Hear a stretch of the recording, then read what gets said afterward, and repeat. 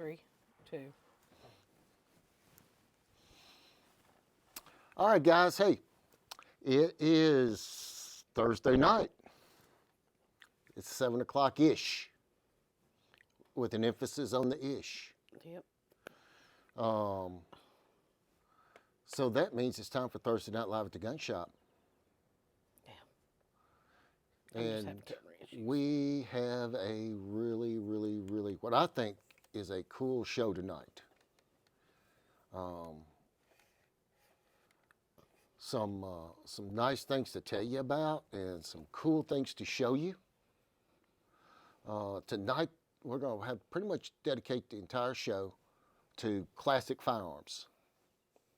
And I've got 3 sitting over here off camera specifically that we're going to talk about and look at and, talk about some history and just some really cool stuff there. And then one brand new firearm. At this moment, it's the only one in existence. And we're going to actually bring it on camera tonight and let you guys see it and tell you about it.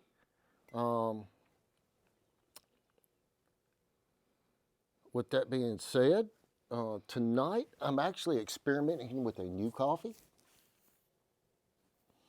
We're getting ready to, I think, add 2 new blends Yes. to the coffee family.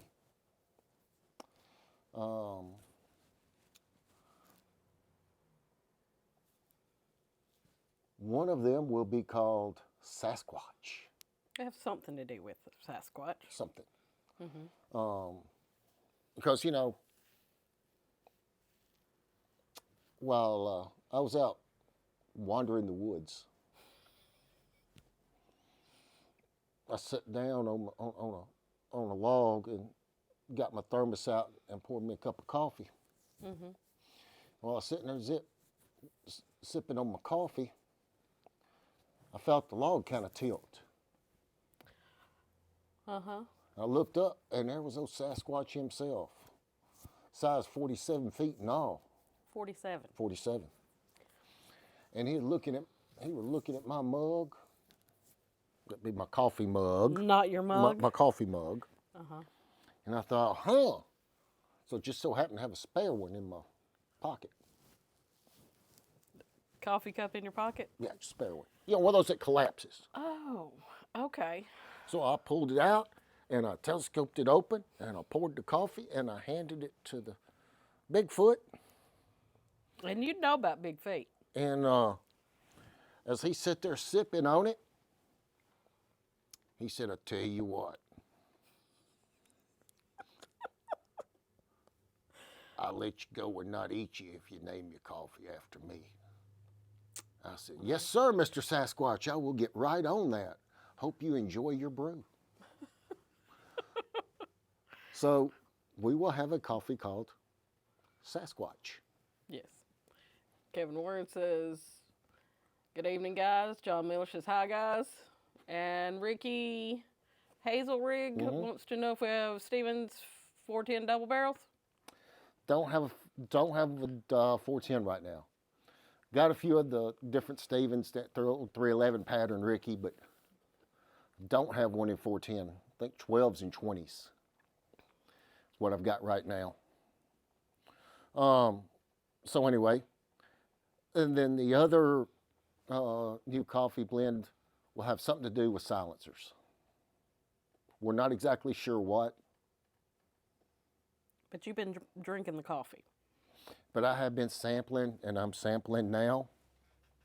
Both are unique. I think you guys will enjoy them. The one is really, I'd say, a close kin to Raptor. Not quite up to the Raptor, but it's close kin. So, anyway, that's the coffee news. I had an interesting meeting today with a young man from David Kustoff's office. Long meeting. We had a good discussion, um, and you know, he has signed on as co-sponsor of the National Reciprocity on carrying reciprocity. Uh, for being able to carry the really good bill. We hope it goes good. Hope it goes through. He has also signed on as a co-sponsor of the National Hearing Protection Act to take silencers off the NFA. That would be a great idea. So those two things are done. He signed on those, and we talked, about some other things that he could do to, we don't. None of us I don't think have a problem with his voting record, as far as 2A goes. We just wished he would take a little bit more of a leadership role or speak out a little more. And of course, that was communicated during the meeting today, and we talked about ways he could do that. And of course, the young man I was talking with is the guy that shapes his 2A speeches and that kind of thing. Very good. So, anyway, hopefully good things will come from that meeting. And I will tell you, he has a very strong handshake. It was a very firm handshake. That's true. That means a lot. I don't like them weak handshakes.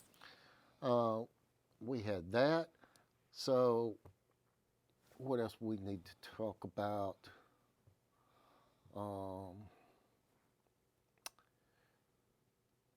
He and I did have a discussion about this thing that ATF's done, where they've arrested a guy. He done some things, or is alleged to have done some things that, if that's true, if it's proven, he needs to be punished. He needs to go to jail, and and he's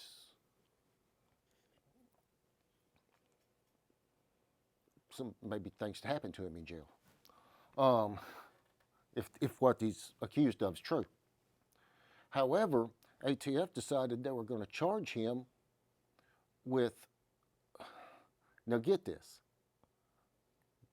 one, having a handgun in Washington, D.C. And off the same gun, there's one gun, having a short barrel rifle in violation of NFA. One can't be the other. They're Okay. not the same He thing. had a Scorpion with a brace. So they're trying to, the brace law has been stayed, it's been vacated, the Supreme Court spoke on it. They're told you cannot enforce this. This is, but they did it anyway. But in the idiocy, they've charged him with having a handgun and a short barrel rifle for the same gun. It's either a short barrel rifle or it's a pistol. Can't be both. It can't be both, and by law, the brace can't be considered. Zach Moore said he would carry a Mac 9 DS comp anywhere when you get him one. I We know. I know. And Will said, I got my 308 dies. Let me know when you want to load some.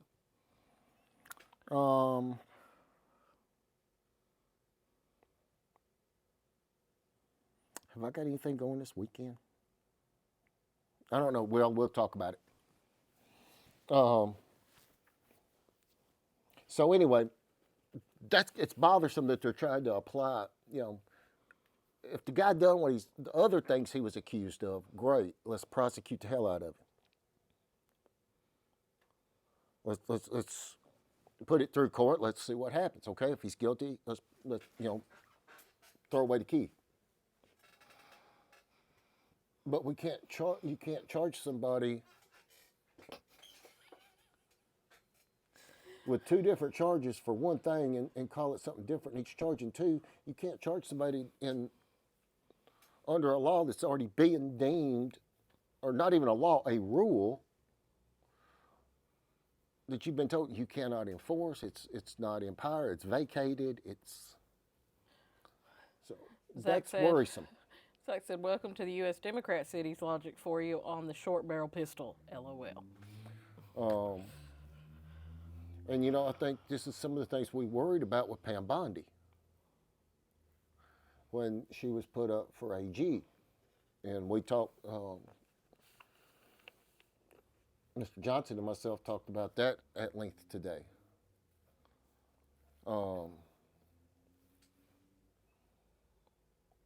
So that's something we have to keep an eye on. These are things we have to watch. We have entrenched bureaucrats. We have people that hate freedom. Entrenched in these positions that, regardless of what their superiors tell them to do, they're doing what they want to do. Okay. That's why it's more important than ever right now that we support groups like GOA and TFA. They have big fights on their hands to protect your rights. Okay? They're fighting for you. And generally, when people feel safe, like, oh, we got a Republican president, Republican Senate, Republican House, bad things can't happen. Well, they're happening every day, guys. Yep.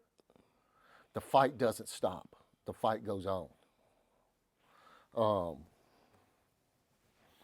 And, in some ways, you're trying to turn the fight to where now you're on the offense rather than always being on the defense. So support the people that support you. TFA, GOA, get behind them. If you're not a member, you should be. While I'm thinking about it, we probably will not have a show next week. Probably unless we do a quick, you'll have to be watching for it because it'll probably be quick. Very. We will be at a TFA fundraiser up at Mount Richmore. Yes. Which is John Rich's house there around Nashville. But we will be there with for the benefit and auction, trying to help raise money to push the fight. Yes. If possible, we will try to pop on. So I think it'll be 7 o'clock. We'll be kind of right around the end of dinner, getting ready for the auction, which will have me busy because I'll be I'll be helping with that. But we'll try to pop on, but it'll probably be pretty quick. Maybe give you an inside look at the event. I've heard it's a very, very nice, that his house is very, very nice. Don't know, never been there before. Probably this will be the only time I ever get to see it. Yeah. But that's where we'll be next week. So, with that said, one more announcement, and then we're getting into the show. We're going to probably start a little weekly short. I mean, we're talking about short, 1 minute or less. We're going to call it the Gun Safety Minute.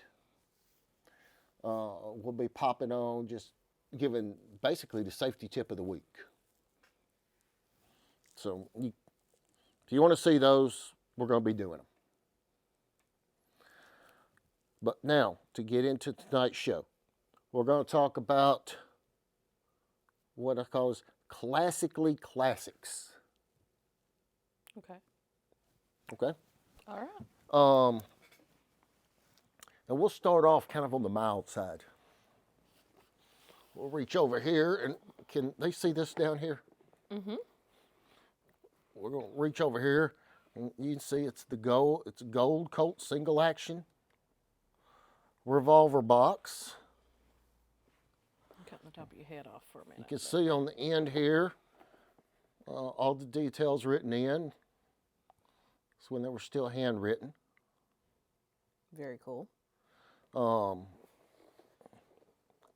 Colt Peacemaker 22.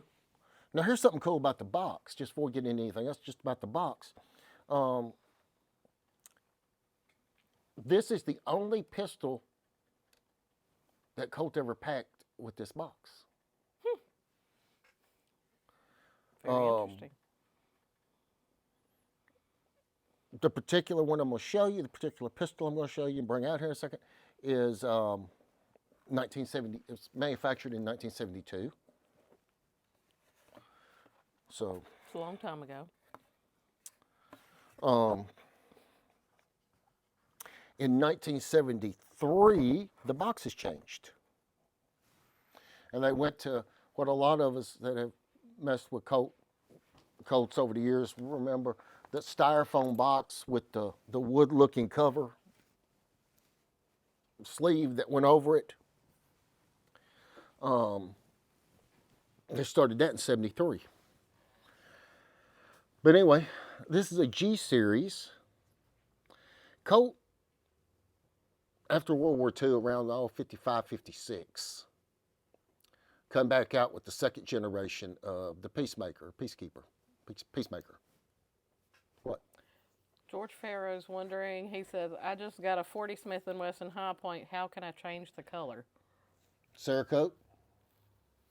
Okay.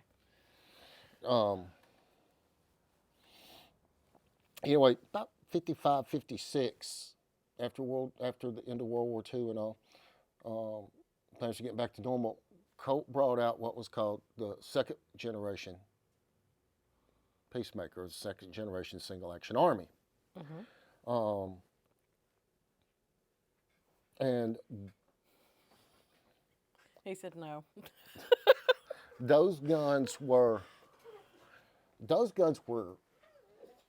they were pricey. Even back then, I don't remember. Seems like maybe $150 in the 50s. That was a lot of money. You know, a new car wasn't much more than $1,000 maybe.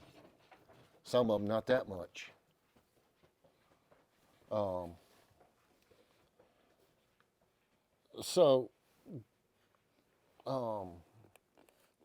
Ruger was having a lot of success by now. They were coming out with their the original single sixes. Colt needed something to compete, so they started a line of 22s. And the first few series weren't that greatly made. Okay? I mean, they really weren't. They were zinc, they were pot metal, they were this, they were that. You know, they were getting them down, getting them down like $39, $49. So this rocks on. So they're getting a little better. So in about 1970, they come out with the G series. And this is it. Now you can see here. This looks more like what we think about when we think about a single action army. With the G series, they went to a steel frame, steel hammer, color case hardened, steel loading gate, color case hardened it like its big brother. Okay? Now the barrels were just pressed in, but they had such a really good metal to metal fit that they didn't have to pin them, and they didn't slide. Of course, they used an aluminum for the grip frame here in black, and especially the first 2 or 3 years, 70, 71, 72, these guns were built really, really, really well. You can take one apart, which we're not going to, because this gun is basically perfect. Um, and we would find scribed in there the last 4 digits of the serial number as an assembly number on different parts. So they stayed together, were fitted together, Very cool. and just made things work out. I mean, if you guys look at this gun, this is actually a piece of, really a piece of American history and art. Mm-hmm. It's so far ahead of the stuff they had put out to that time. Now these came in with the 22 long rifle, and the cylinders were fluted. They also came in with a 22 Magnum cylinder. They never produced the gun as just a 22 Magnum. They were as convertibles, and they were unfluted. Thus, you could tell what you had in your gun at a glance. So you can tell that's never even been put in a gun. 53 years old. What?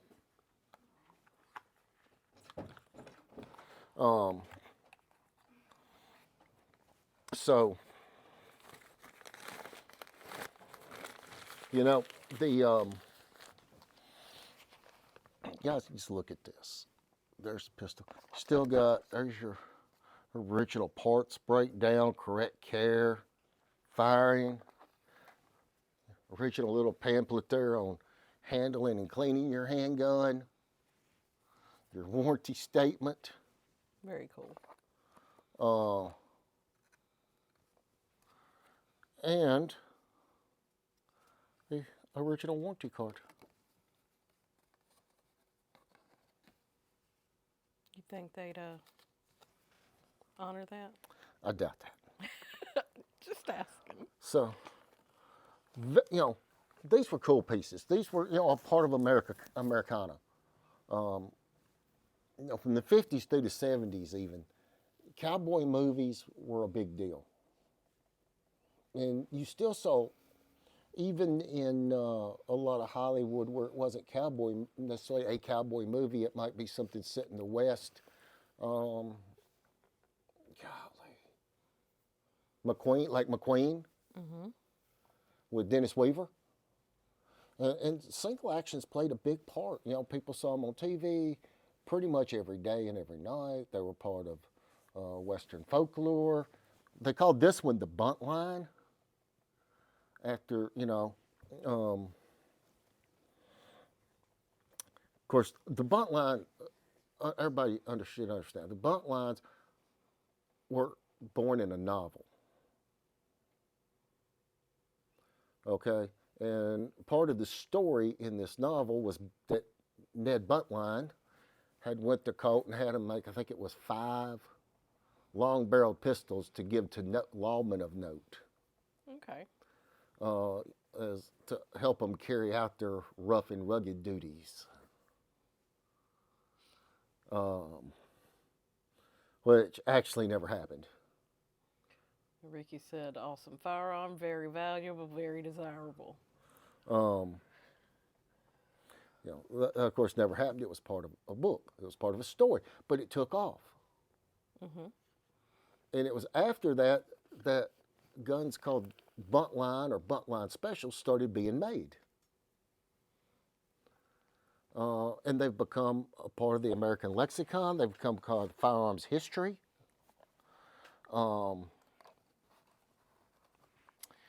And they were born in a novel about the Old West. Kind of cool. Who was it he was supposed to have them mad for? Wyatt Earp, Bat Masterson,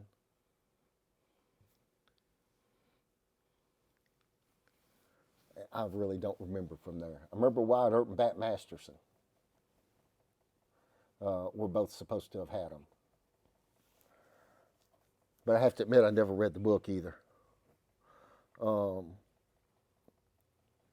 So that's one of our guns tonight.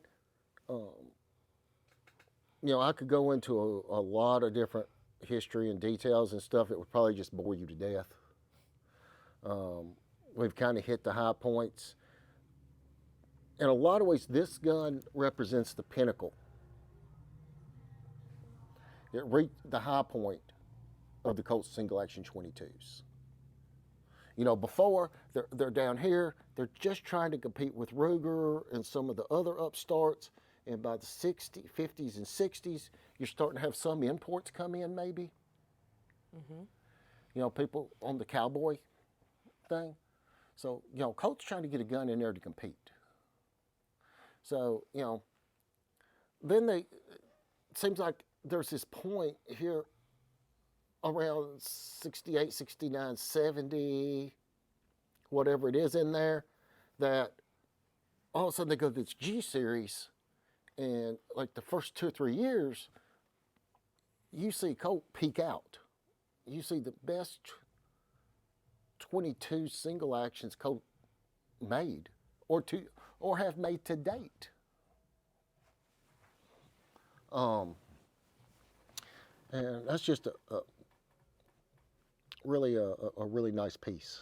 And to find it with the correct box, and the box to be in its condition, and Just, you know, that's the kind of stuff collector's dreams are made of. So we're going to push that one out of the way, and we're going to kind of we're going to stay with that, you know, 1960s theme. all right. What you got up next? So we're going to reach over here, and we're going to pick this up. Does it weigh a little bit? Well, it's not a lightweight, I assure you. I can tell. Can everybody see? For the most part. Back and front, they're kind of cut off, but Okay. we're doing the best we can here. Most everybody, especially if you're watching this show, has heard of Mauser, a Mauser.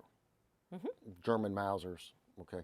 1895, I believe it was, Paul Mauser patented the 95 Mauser, 1898, I believe it was, 1888, 98. Germany adopted the K98 as its official military sidearm, or rifle, I'm sorry, long gun. And the Mauser action's been legendary ever since. With that said, it's been made in so many different countries, in different factories, and so forth. You have some that were of just extreme high quality, and you had some that were junk. What do we have here? This is, I'll get to that in a second. Okay. So you had them made everywhere, extremely high quality, all the way to not worth being a fishing weight.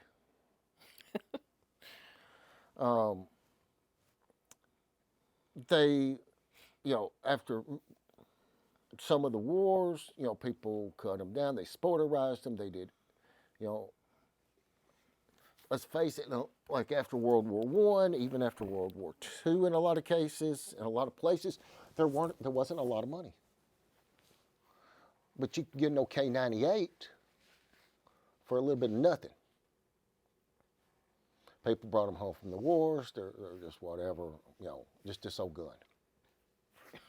A lot of them got sporterized. A lot of them got rebarreled. All kinds of things. And then then commercial companies started looking at it. Of course, FN, who built this rifle, was a military and commercial company, as we all know. Still is. The one thing about the Mauser rifle, the K98, is it was expensive to produce. So from probably 58, 59, a little earlier maybe. Of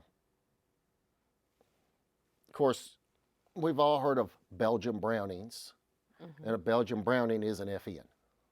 Okay, FN is who made Browning's guns in Belgium. I hear people tell me, I've never heard of FN. Well, you ever heard of a Belgian Browning? Yeah. You got an FN. FN made every Belgian Browning. Just like this. This is a Browning, FN. This was in the 60s. Later, as manufacturing costs went up, and the cost of manufacturing the K98 style action with the claw extractor and all that kept going up, and it wasn't keeping pace. What it was costing to build it wasn't keeping pace with what they could sell it for. Right. So FN redesigned the action a little.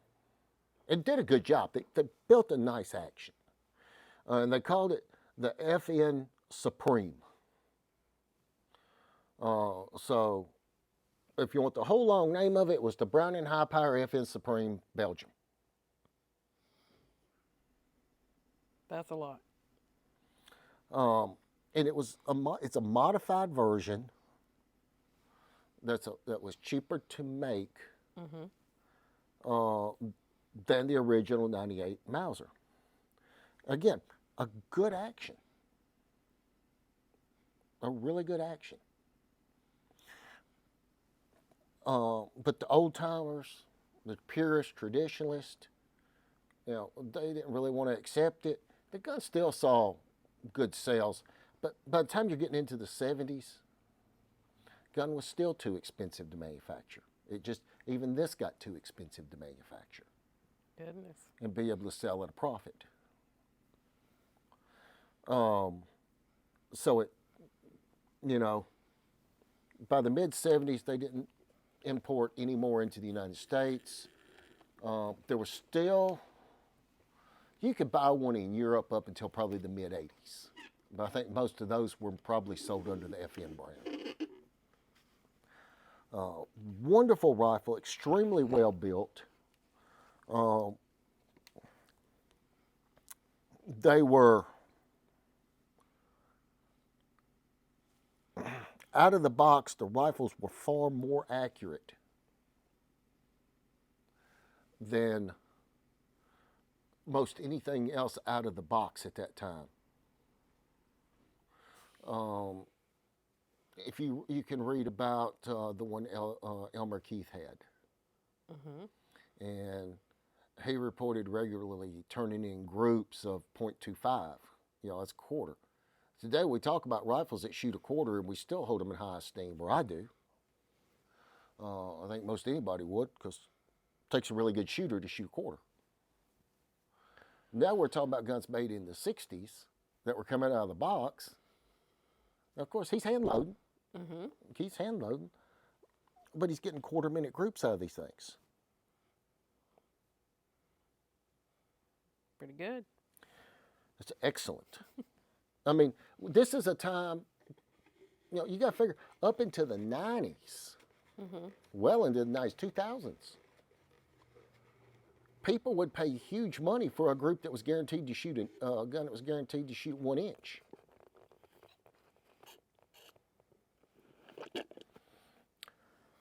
So, while the guns were extremely expensive to manufacture, had classic lines, well above average accuracy. They were extremely strong, still are. And it's a rifle you don't hear people talk about. It's a rifle that the general public, I guess, has forgotten about or never knew. I've never seen one before. I have? Okay, I didn't know that I've seen one before. But yeah, and they made them in everything from 222 to 458 Win Mag. So, the Browning High Power, not like the pistol, this is High-Power. the Browning high power rifle. Of course, now this is the FN Supreme variation. This particular rifle is chambered in 375 H&H. And I bet it's a good shooter. And it's not going to beat you to death. It's heavy enough. The 375 is not that bad a kicking cartridge. And this rifle's heavy enough that it's going to eat up recoil. But another forgotten wonder.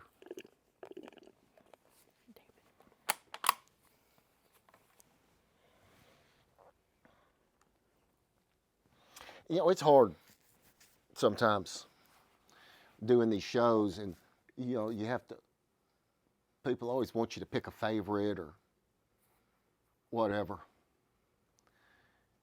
And there's not one of these three guns that I'm going to show you that I think are anything less than marvelously wonderful. Okay. They all represent, you know, very special times in our history and the art of gun making, and, you know, Colt reaching a pinnacle with that pistol. You know, of course, the high powers, the gun that should have never went away, that still outperformed many modern rifles. But then you get some of these, you get some guns that are just like, now damn, that's cool. That's just, you know. That's that one in that box right there. I mean, they're like, you know, this pistol make Fonzie look like a square. Most people are not going to get that. No, not unless they're about our age. But this is a gun you'll see very little of. They were only made for 1 year. Can everybody see? I'm gonna cut your head off on this for a little bit. At least the top of it. Yes. What if I put something behind it?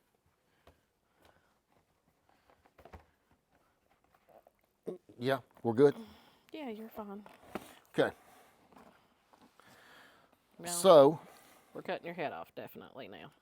Sorry. It's okay. So you're just going to have to. This is, get this out of the way. Mike DeLong says, evening, Mr. Tom. Do what? Mike DeLong said, evening, Mr. Tom. Hey, Mike. How are you? Well, I hope. Noel said, have you a 303 Lee Enfield Mark IV? Maybe. Maybe. Y'all hold on just a second. Hey, George, you remember if I got an Enfield over here or not? Huh? You remember if there's a Lee Enfield over here or not? It should be. It should be on this side, about halfway There it is. down. Well, that's a 22 trainer. There's an M1 Grand. Okay. That's what I was double checking. I didn't need to call him. No. I didn't want to call him. I was like, There's 1903. what are you looking for? The big Enfield? Yeah, number 3. Unless it got moved up top. I don't know. Hell, might have sold it. We do sell a gun occasionally. Occasionally.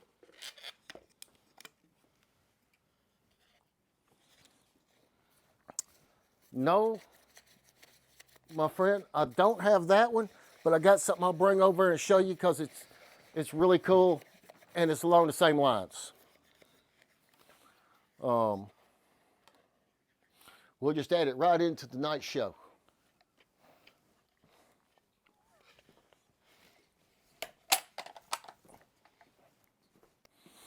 We'll get to that in just a minute. Thank you for bearing with me. See, we do take requests. We do. I wasn't doing that to you. There was a fly.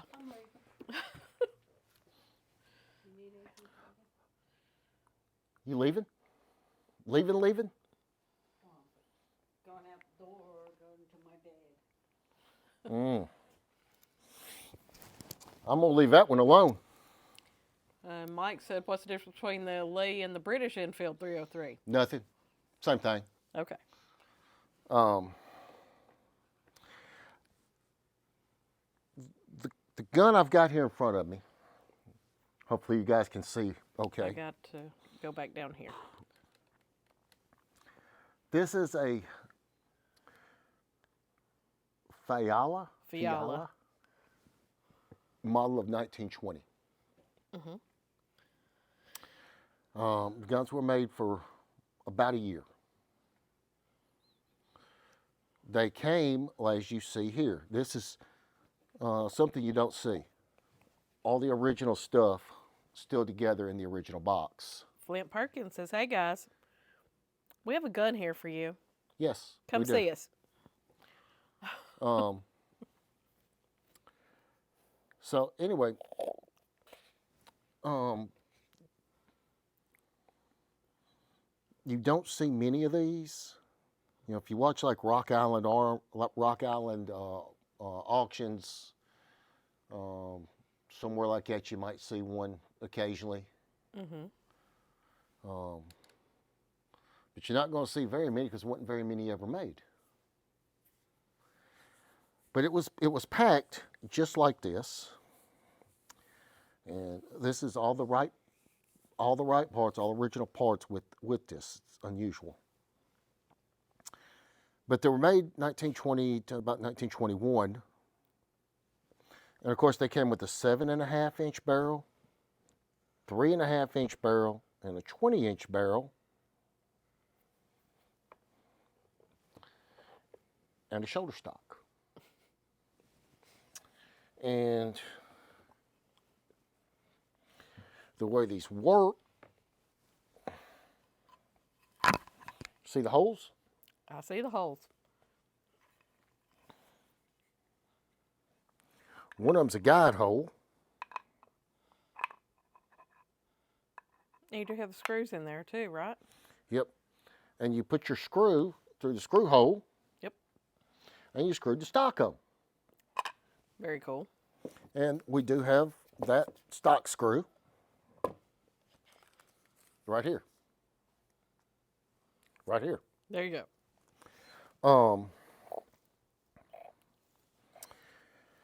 Now, when this gun was made, there was no such thing as the NFA, National Firearms Act. There was no law against having a stock on a handgun. It was, matter of fact, fairly regularly done. Not just in the U.S., but across the world. Nathan Smith said gangster gun. Oh, no. So, anyway, it was supposed to be, the gun was marketed. There was a guy named Anthony Fiala. I think I'm saying that right. I think so. Who was a very, very well-known Arctic explorer of the time, kind of an adventurer kind of guy. And it was marketed with him backing it, you know, kind of as a survival gun, if like he might have if he was on a polar expedition. And I don't know if I get this up there close enough for you guys to see it, but the Fiala arms, and it's got a polar bear track walking. And it's right in there. Right there. But you can't see it too well. Nope. Unfortunately, they can't see it very well. Anyway, and it's just cool. Like every time I get this gun out, start handling it and messing with it, I kind of maybe lose it just a little bit. Now the way you change the barrels was you loosen this screw, you took it out, the barrel would slide out, you would slide the new barrel into position and put the screw it in and put the screw back in. And you can see it's the same way there with the 20-inch barrel. So you go from a pistol to a long gun. Now, Very cool.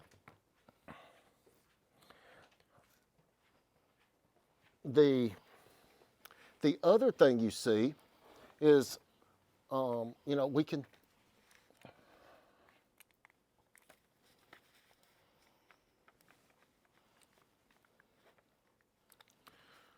well, nothing wants to cooperate tonight.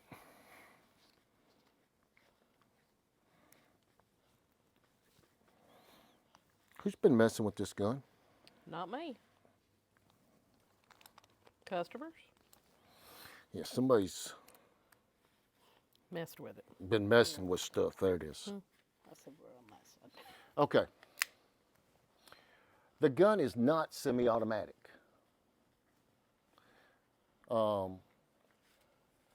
It's actually set up to where you fire it. There's a control right here. You push it down, the gun goes back, ejects the empty, push it forward to load another one.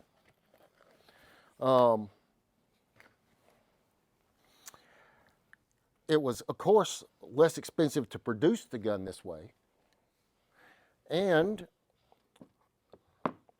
under the harsh conditions that it was supposed to be a survival gun, so the harsh conditions it's supposed to work under, it was felt it made it more reliable. So that's another really unique feature about the gun. Now here's the cool thing. Like I said, when this gun was actually produced, there was no such thing as the NFA or National Firearms Act, where it made it illegal to put a stock on a handgun. Or you had to pay the taxes and all that kind of stuff. Not illegal, but taxed. However, when Congress in 1934 passed the NFA, National Firearms Act of 1934, which created the registry of silencers, short barrel rifles, short barrel shotguns, machine guns, and AOWs.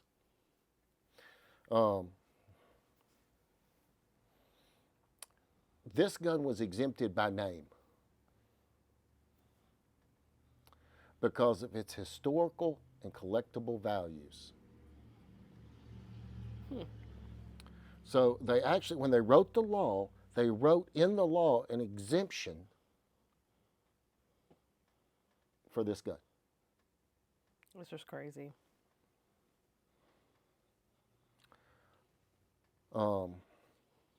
Hopefully,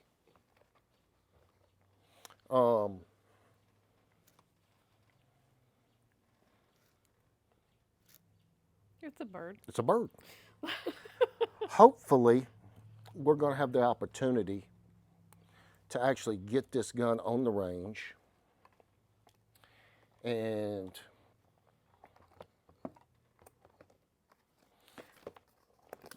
just see how it shoots and take you guys with us when we do. Very cool. So that's 3. Really cool. Now, we're supposed to have 4 guns tonight. Now we're going to have 5 because, Noel, you asked about an infield. Told you I didn't have a number 4 in 303, but this is a number 2 Mark IV in 22 actual training rifle.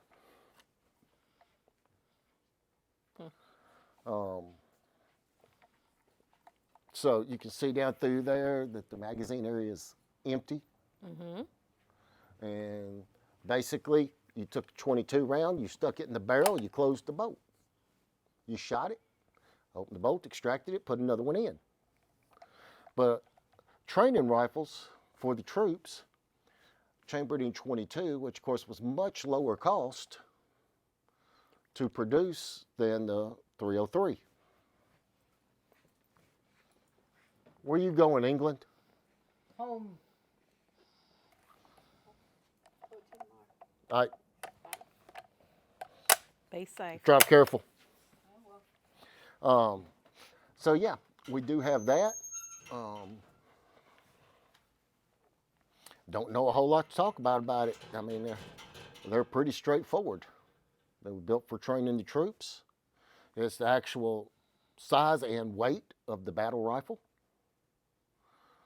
Just firing the lower power 22 cartridge, it was far more economical and actually much easier to teach people how to shoot with. Mm-hmm. So we got that one. Now, let me move some of this stuff. And we're going to show Mike, you'll you. have to send us a message or call us on that one. What's that? It's asking how much.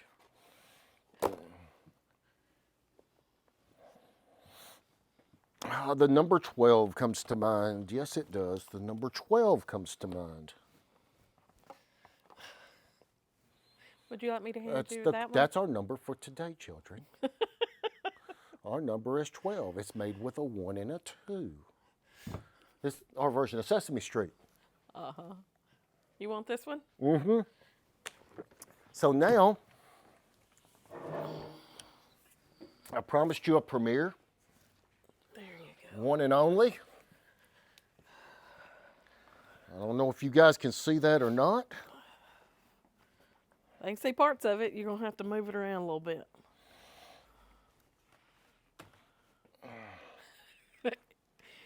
There, you can see that in. There you go. Oh, there you go. Okay. How about this? Ish.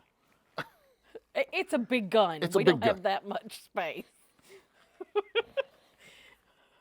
You're showing a lot of it. Yes. Okay. Thank you, Van. Can we see the main part maybe? Yes. Okay, guys, this is a rifle that we've produced in cooperation with other friends. It's called the WHMC Milemaster.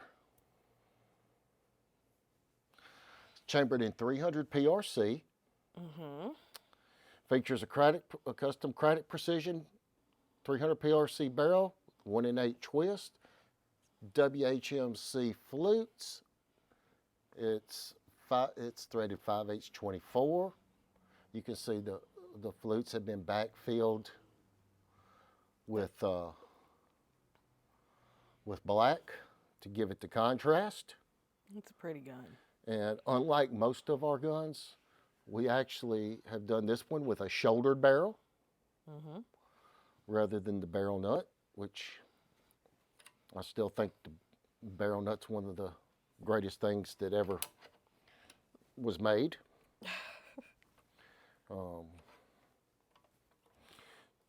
The action, of course, is from our friends up in Canada at Pristine Technologies, who makes our actions for us. Of course, long action with the fluted bolt, and of course the bolt head size for the 300 PRC is a 540. The stock or chassis, Miss Sarah Hedricks at Wooks was good enough to send it in to us. And Sarah, if you watch this, no, you don't owe me anything because you didn't break me. Regardless of what Jared said. Well, it is a 300 at PRC. So,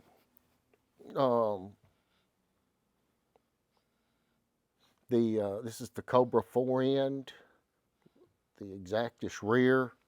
We've outfitted it with an Arca rail and the Warren Skyline bipod. Trigger is a Timney Hit. And sitting on top there, you can see is a Night Force NXS. It is. 3.5 to 15. With the adjustable cheek piece. Um, this rifle is the first one of its kind that we've built. We've made some changes with this that uh, we wanted to do something different.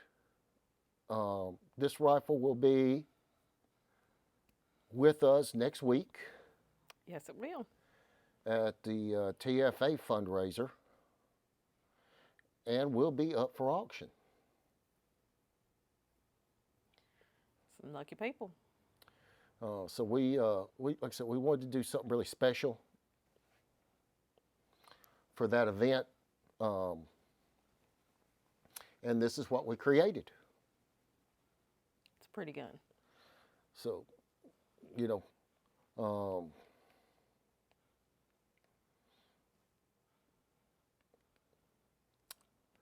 we hope people like it, and you know, if we get the right response, well, this is something that we can do and add to the line. This one, of course, is custom serial numbered for the event. Yes, it is.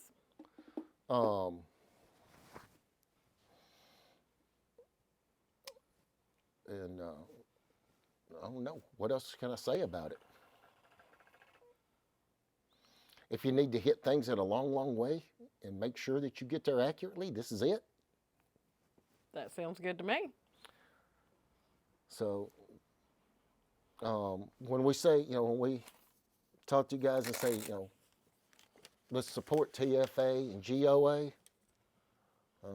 this is, where for us the rubber hits the road and we do it. And hopefully this will fund a lot of fights. I hope so. Anyway, guys, I hope you've enjoyed tonight. Ricky's got a question. Okay, what is it? He wants to know what the 300 PRC cartridge looks like. Oh, sure.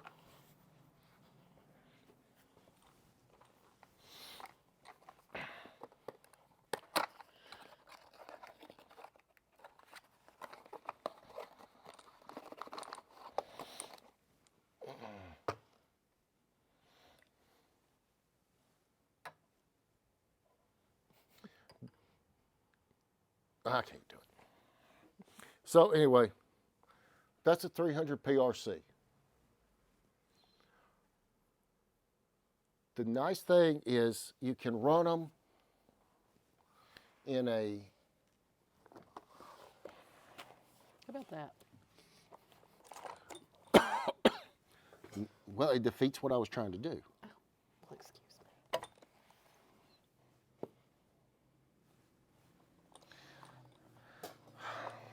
You can see that... Let me move this. There we go. The case is beltless. In other words, will you get me maybe like a 300 Win Mag or a 7mm Win Mag or it's 300 Win Mag or something? We said we got a beltless case, got fairly short, chubby body with a very long projectile.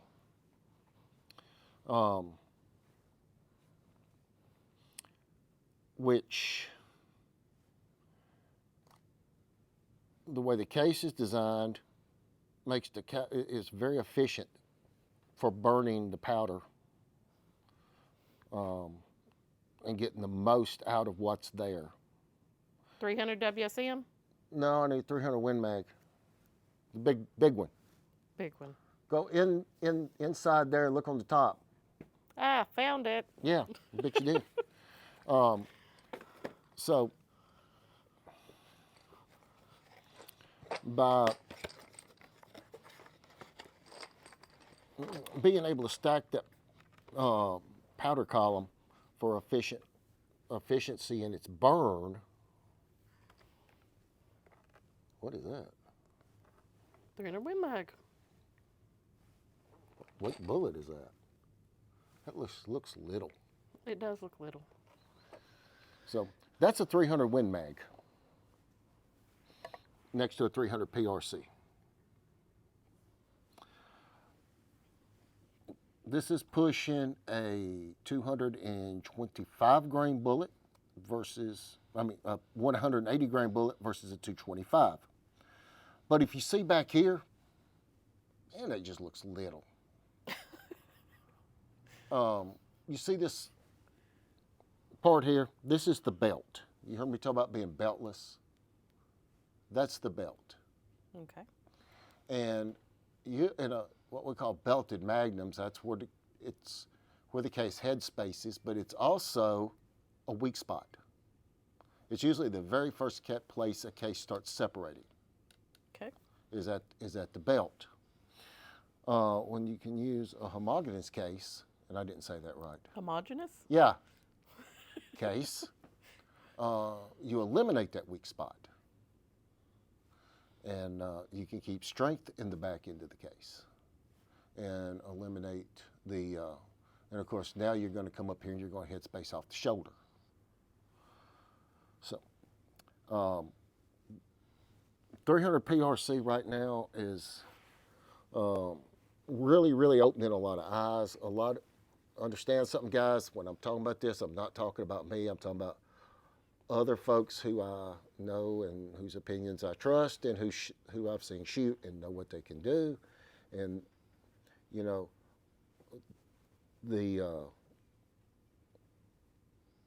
even out to a mile, the performance that the PRC's given is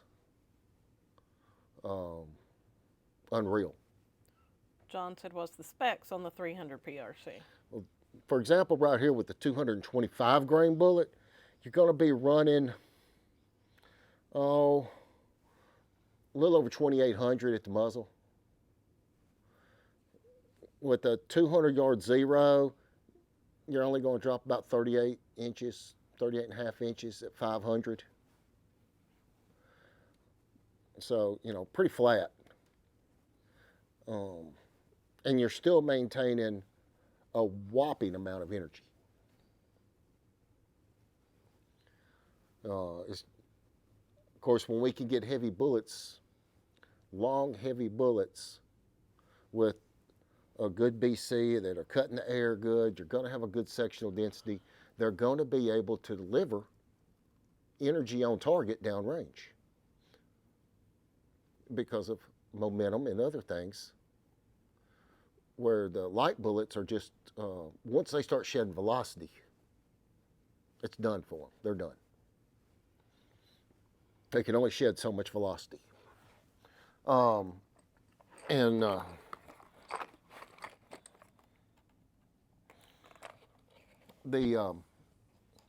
the 300 PRC, with, you know,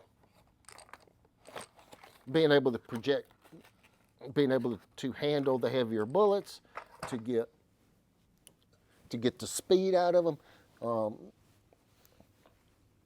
I know guys that are shooting up to 250 grain bullets, long, heavy, 250 grain bullets out of these. A lot of the guys that are doing the 1 mile shoots are using that 250.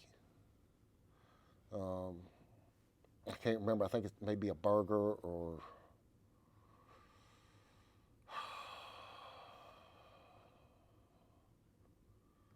I wouldn't swear to who's making it right now.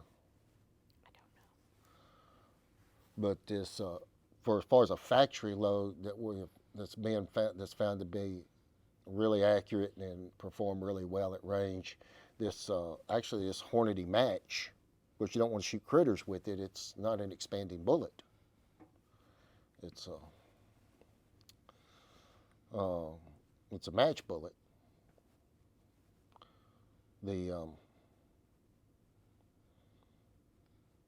The way it's hitting and the performance it's given as far as accuracy and its flight characteristics are, you know, something 15 years ago you wouldn't have thought you could ever achieve with factory ammo and that type thing. So the Mile Master in 300 PRC, which we can build it in multiple calibers for this project. It just seemed like the 300 PRC was the way to go.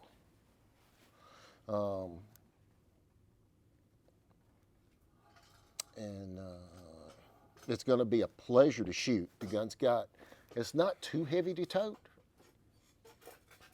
but it's got enough weight versus cartridge that it should be a comfortable gun to shoot. And of course, now, if you put a brake on it or put a suppressor on it like you should, it's going to really tame it down. And the gun ought to be just a pleasure to shoot. Have I got any other questions, comments, or insults? Not yet. Have I got anybody watching? All right, well, we'll say good night. And thank you guys for joining us. We appreciate you for you listening on Friday, later tonight, or later. Thank you for tuning in. We appreciate you. And as always, God bless America, and God bless you.